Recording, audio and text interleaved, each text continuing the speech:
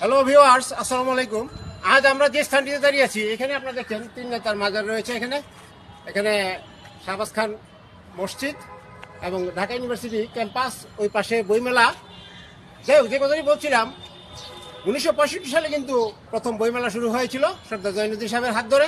পরবর্তী পর্যায়ে 1970 সালে কিন্তু জয়নুদ্দিন সাহেব নারায়ণগঞ্জে একটি বইমেলা করেছিলেন। পরবর্তী পর্যায়ে 1972 সালে মুক্তধারা প্রকাশনী এবং স্বাধীন বাংলা সাহিত্য পরিষদ আপনার উদ্যোগে বাবু চিত্তরঞ্জন সাহা, এবং ওই সময় কিন্তু আবার রুহুল আমিন নিজামী সাহেব রাশিয়ান রাইটার্সের যে বইগুলি, ওইগুলি ওনারা করেছিলেন। ওইভাবে হয়েছিল। পরবর্তী 1978 সালে বাংলা একাডেমি এসে সম্পৃক্ত হয়েছে। যাই হোক, যে কথাটি বলতে যাচ্ছি, ঢাকা কিন্তু কিংবদন্তি ঢাকা। ঢাকা শব্দটি কিন্তু এসেছে ঢাক শব্দ থেকে। একসময় প্রচুর ঢাক গাছ ছিল, আপনার ঢাক গাছ থেকে এসেছে বলে অনেকে মনে করে থাকেন। আবার অনেকে বলে থাকেন যে ঢাকেশ্বরী মন্দিরের কথা। আবার আমরা শুনেছি যে বিভিন্নভাবে যে ঢাকা আপনার একসময় ঢাকা থাকতো, গাছপালায় আচ্ছাদিত থাকতো। এইভাবে কিন্তু ঢাকার নামটি এসেছে। আবার অনেকে কিন্তু আপনার বিভিন্ন মত পোষণ করে থাকেন ঢাকার নামের ব্যাপারে, ঢাকার নামটির উৎপত্তি কীভাবে হয়েছে। তো এইখানে কিন্তু আমরা বিভিন্ন জনের বিভিন্ন মতামত পেয়ে থাকি। তো যাই হোক, যে কথাটি বলছিলাম, 1608 এবং 1610 সালে যখন ইসলাম খান চিশতি আপনার ঢাকা শহরে এসেছিলেন, তখন কিন্তু সুবাদার হয়ে এসেছিলেন। সম্রাট জাহাঙ্গীর ছিলেন, জাহাঙ্গীরের মাধ্যমে কিন্তু ওনার এখানে আগমন। এবং এই ঢাকা শহরের নাম কিন্তু উনি কিন্তু আপনার এই জাহাঙ্গীরাবাদ বা জাহাঙ্গীরনগর রেখেছিলেন। ইসলাম খান চিশতি কিন্তু শেখ আলাউদ্দিন চিশতি নামেও পরিচিত ছিলেন। এবং উনি কিন্তু হযরত শেখ সেলিম চিশতির নিকটাত্মীয় ছিলেন। সেলিম চিশতি ছিলেন মুঘল সম্রাট আকবরের একজন শায়েখ। এই সেলিম চিশতির নামে কিন্তু শেখ সেলিম নুরুদ্দিন মোহাম্মদ জাহাঙ্গীর বাদশাগাজী, যিনি মুঘল সম্রাট ছিলেন। যাই হোক, এই ঢাকা শহরটা কিন্তু আপনার এই 1610 সালে ইসলাম খান চিশতি এবং আমলে কিন্তু গোড়াপতন ঘটে। এক্ষেত্রে কিন্তু আমরা বিভিন্ন ঐতিহাসিকদের যে বিভিন্ন রেফারেন্স পেয়ে থাকি। আমরা আইনে আকবরের কথা জানি আবুল ফজলের, আকবর নামের কথা জানি তুজুকি জাহাঙ্গীরি, এবং মির্জা নাতানের বাইরেস্তানি গাইবি, এবং নাজির আহমেদের কিংবদন্তি ঢাকা, এবং আমরা সুফি এবং হাকিম হাবিবুর রহমান সাহেবের রাইটিংস থেকে পেয়ে থাকি বিভিন্ন তথ্য। আবার অনেক তথ্য পেয়ে থাকি আপনার আহমেদ আনী সাহেবের দি হিস্ট্রি অফ ঢাকা থেকে।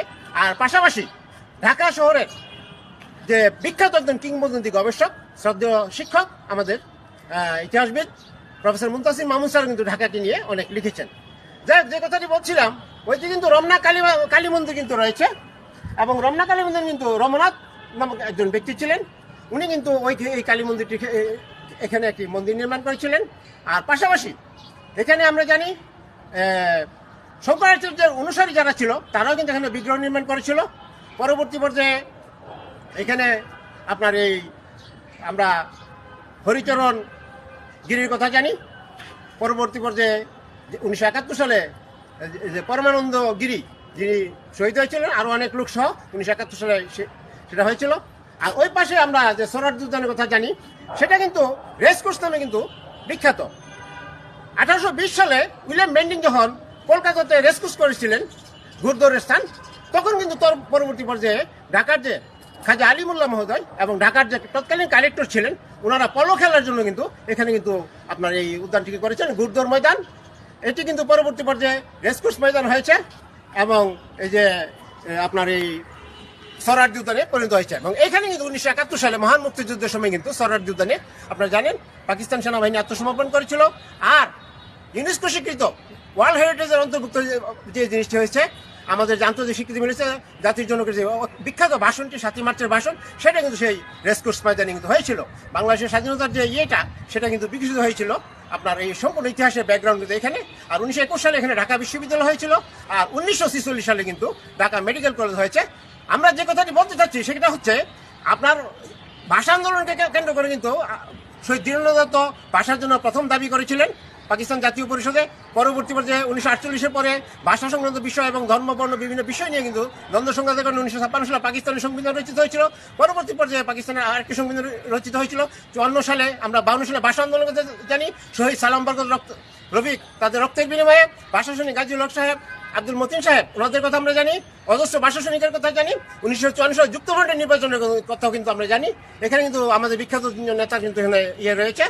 আর পরবর্তী পর্যায়ে 66 ছয় দফা আন্দোলন, 69-এর গণ আন্দোলন, 1971 সালে 70 সালের নির্বাচন, 1971 সালের মহান স্বাধীনতা কিন্তু আমরা অর্জন করেছি। সেই ভাষাকে কেন্দ্র করে বাঙালি জাতীয়তাবাদের বিকাশ ঘটেছে। সেক্ষেত্রে আমরা বিশ্বাস করি যে আমরা একটি অসাম্প্রদায়িক বাংলাদেশ পাবো আমাদের চিন্তা চেতনার মাধ্যমে। দুর্নীতিমুক্ত, সন্ত্রাসমুক্ত, জঙ্গিবাদ মুক্ত, কৃষক মুক্ত বাংলাদেশ প্রত্যাশা করছি। সকলকে ধন্যবাদ। আসসালামু আলাইকুম।